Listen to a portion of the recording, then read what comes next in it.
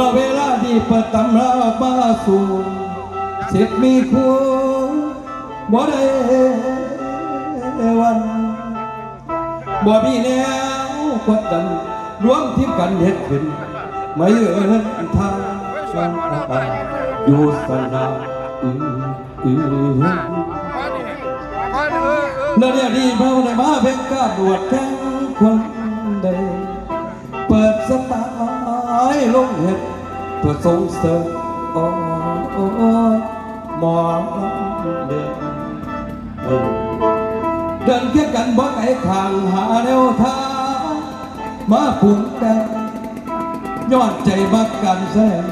จังลงแห้งลงหุ่นตาว่าบ่ทอนและเดี๋ยวนี้ยังเป็นวงเด้อน้อยบ่ทันเด่นเด้อเจ็บจับเปรียบเสมือนมวยวัดบ่อาจหาโอ้ยสิทิ้งฉันตามโปรแกรมที่วางไว้บ่นานพี่ก็คงเก่งและเดี๋ยวนี้บ่ทันเสียงให้สมาแข่งขันบ่ทันตาว่าต่อผมหมอลำกว่าวันแฟนเด้อพี่น้องให้ร้องซอยและเชียร์กันขอแรงใจเป็นเดินผ่าน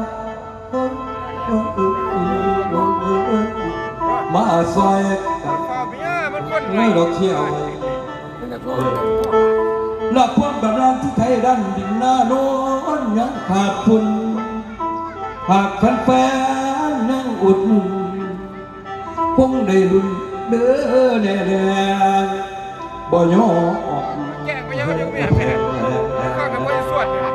แม่เรื่องลำเวเด้อแฟนเอ้ยน้องโอ้ย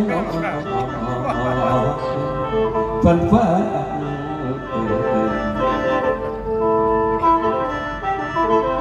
พี่น้องเอ้ย